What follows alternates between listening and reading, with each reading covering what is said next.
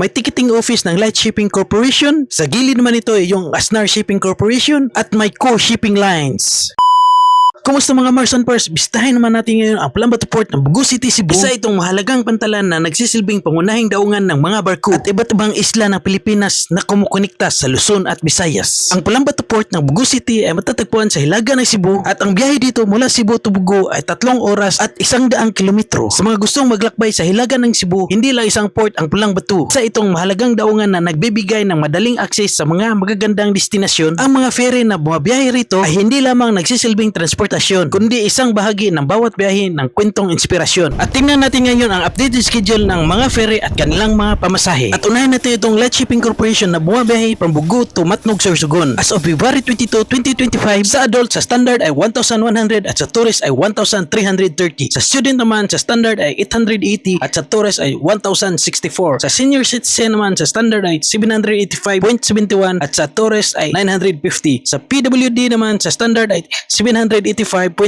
at sa tourist ay 950. At sa minor naman sa standard ay 550 at sa tourist ay 665. Dito na tayo sa kanilang cargo freight rates. Paki-screenshot nyo na lang to para may idea kayo sa pamasahe ng mga sasakyan nyo kung magkano. Sa trip schedule ng biyahe nila sa isang linggo ay dalawa. Una sa Tuesday at 11:59 PM at pangalawa ay Saturday at 11:59 PM. Kung magsimula ka sa Matnog, Sorsogon to Bugo City, una yung Monday at 11:59 PM at pangalawa yung Friday at 11:59 PM. For booking and inquiries, contact nyo lang to ang number na naka-flash sa screen. Sa Bugo Port ay 0927-873-3187 and 0919-756-2402. At sa Maya Port ay 0966-146-2564 at 0916-443-7826. Sa Matnog Port naman ay 0917-6315768 and 0923-9899-748. Sa estudyante, senior citizen at PWD, huwag kalimutan ang iyong ID para may discount sa pamasahe. Dito na tayo sa pangalawang ticketing office na Asnar Shipping Corporation. Sa may balak pumunta ng Leyte at magbakasyon, ito ay biyaheng Palumpon. Tingnan na natin ang updated na pamasahe patungong Palumpon, Leyte. As of February 22, 2025, sa regular ay 450, sa student ay 360, sa senior citizen ay 320, at sa bata from 3 to 11 years old ay 225. At dito na tayo sa schedule ng kanilang barko from Bugo City to Palumpon, Leyte. Ang daily schedule nila ay dalawa. Ang first trip nila ay alauna ng madaling araw at second trip nila ay alas 10 ng umaga. Kung magsimula ka sa Palumpon, Leyte to Bugo City, ang first trip nila ay 6:30 ng umaga at second trip nila ay 2 PM ng hapon. For cargo fare rates and booking inquiries nyo, tawagan nyo lang ang cell number na ito, 0917-631-9005. Ang panghuling ticketing office ay ang co-shipping lines. Ang biyahe nila ay from Bugo City to Kawayan, Masbate. Sa isang araw, dalawa ang biyahe nila dito. Ang unang biyahe ay alas 12 na madaling araw at arrival sa Kawayan, Masbate ay alas 7 ng umaga. At dito na tayo sa kanilang pamasahe ng barko. As of February 22, 2025, sa adult, sa regular ay 400 at sa tourist naman ay 600. Sa student naman ay 320 at sa tourist ay 480. Sa senior citizen naman sa regular ay 320 at sa tourist naman ay 480. Sa minor o bata from 3 to 11 years old, sa regular ay 200 at sa tourist naman ay 300. At huwag natin kalimutan, no ID, no discount policy. Ang pangalawang trip schedule ng barko nila ay bumabiyahe sa alas 9 ng umaga. From Palambato Port to Kawayan, Masbate pa rin ito ha. May ibang trip schedule din sila dito from Palambato, Bugo City to Mintak, Katayngan, Masbate. Ang trip schedule ng barko nila ay alas 2 ng madaling araw at ang arrival sa Katayngan Port ay alas 9 ng umaga. Sa may balak na bumabiyahe, ito ang kanilang pamasahe. Sa adult, ang regular ay 800, sa tourist naman ay 950. Sa estudyante naman, sa regular ay 640 at sa tourist naman ay 760. Sa senior citizen naman, sa regular 640 at sa tourist naman ay 760. At sa minor naman from 3 to 11 years old, sa regular ay 400 at sa tourist naman ay 475. Ito ang contact number nila per branch. Screenshot nyo na lang to para may number kayo. Dito sa Palambato Port o Bugo, 0950-356-8593. Ito naman yung central booking officer nila. Pagkatapos nyo kumuha ng ticket ng barko, pwede kayong magpahinga dito. Ito ang kanilang bagong Palambato Port Passenger Terminal at tingnan natin sa loob, mukhang espesyal. Isa pang magandang bagay dito sa port ay maluwag na passenger waiting area kung saan pwede ka makapag-relax habang naghihintay sa iyong biyahe at makapagpahinga. Ito ang tatlong kumpanya ng barko na babiyahe dito. Ito ang barko ng Asnar Shipping Corporation. Ito naman ay isa sa mga barko ng co-shipping lines at itong barko sa Light Shipping Corporation. Kaya kung may balak ka maglakbay dito sa Bugo, huwag kalimutan dumaan sa port ng Palambato. Dahil umabot ka dito sa dulo ng aking video, pwede ba tayo makahingi ng pabor sa pag-like and follow sa aking Facebook page, TikTok account, at huwag kalimutan mag-subscribe sa aking YouTube channel para may gana pa rin tayong mag-vlog at mag-travel. Maraming salamat po!